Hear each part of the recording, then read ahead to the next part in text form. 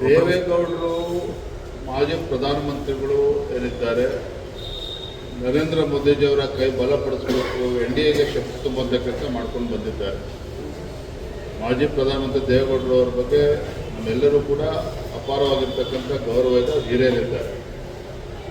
ದೇವೇಗೌಡರು ರಾಜ್ಯಸಭೆ ಬಗ್ಗೆ ರಾಜ್ಯ ಮಟ್ಟದಲ್ಲಂತೂ ನಮ್ದು ಯಾವುದೇ ರೀತಿಯ ಚರ್ಚೆಗಳು ನಡೆದಿರಲಿಲ್ಲ. ಸುಮಲತಾ ಅವ್ರ ಬಗ್ಗೆ ನಾವು ಕೂಡ ಅವರ ಹೆಸರು ಪ್ರಸ್ತಾಪ ಆಗಿತ್ತು. ಪಕ್ಷದ ವರಿಷ್ಠರು ಇವತ್ತಿನ ರಾಜಕೀಯ ಪರಿಸ್ಥಿತಿಯನ್ನು ಅರ್ಥ ಮಾಡಿಕೊಂಡು ಯಾರಿಗೆ ಅವಕಾಶ ಮಾಡಿಕೊಡಬೇಕು ಅದನ್ನು ಪಕ್ಷದ ವರಿಷ್ಠರು ತೀರ್ಮಾನ ಮಾಡಿದ್ದಾರೆ. ಒಟ್ಟಾರೆಯಾಗಿ ಹೇಳೋದಾದರೆ, ಪ್ರಾಮಾಣಿಕವಾಗಿ ದುಡಿದಿರ್ತಕ್ಕಂಥ ಸಾಮಾನ್ಯ ಕಾರ್ಯಕರ್ತರಿಗೆ ಭಾರತೀಯ ಜನತಾ ಪಾರ್ಟಿ ಅವಕಾಶ ಮಾಡಿಕೊಟ್ಟಿದೆ. ಸುಮಲತಾ ಅವರು ಕೂಡ ಅವ್ರ ಬಗ್ಗೆ ನಮಗೆ ಅಪಾರವಾಗಿರ್ತಕ್ಕಂಥ ಭಾರತೀಯ ಜನತಾ ಪಾರ್ಟಿ ನಮ್ಮೆಲ್ಲರೂ ಕೂಡ ಅಭಿಮಾನ ಇದೆ. ನಿಮಗೆ ಗೊತ್ತಿರ್ಬೋದು, ಹಿಂದೆ ಲೋಕಸಭಾ ಚುನಾವಣೆ ನಿಂತ ಸಂದರ್ಭದಲ್ಲಿ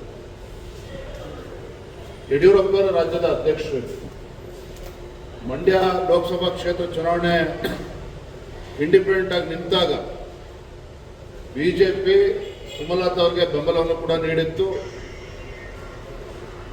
ನಮ್ಮ ಬೆಂಬಲದಿಂದಾಗಿ ಅವರು ಕೂಡ ಒಳ್ಳೆ ಅಂತರದಲ್ಲೂ ಕೂಡ ಗೆದ್ದಿದ್ರು. ನಮಗೆಲ್ಲರೂ ಕೂಡ ಸಂತೋಷನೂ ಇದೆ, ಕೂಡ ಹೆಮ್ಮೆನೂ ಕೂಡ ಇದೆ. ಅದೇ ರೀತಿ ಕಳೆದ ಲೋಕಸಭಾ ಚುನಾವಣೆಯಲ್ಲಿ ಬಿಜೆಪಿಗೆ ಕುಮಾರಸ್ವಾಮಿ ನಿಂತ ಸಂದರ್ಭ ಅವರು ಅದನ್ನು ಬಿಡ್ಕೊಟ್ಟಿದ್ದಾರೆ. ಅದ್ರ ಬಗ್ಗೆ ಪ್ರಶ್ನೆ ಇಲ್ಲ. ಅದು ಇಲ್ಲಿಗೆ ಎಲ್ಲವೂ ಕೂಡ ಮುಗಿದೋಗಿಲ್ಲ. ಖಂಡಿತ ಪಕ್ಷದ ಹಿರಿಯರು ವರಿಷ್ಠರು ಇದ್ರ ಬಗ್ಗೆ ಚಿಂತನೆಯನ್ನು ಮಾಡ್ತಾರೆ.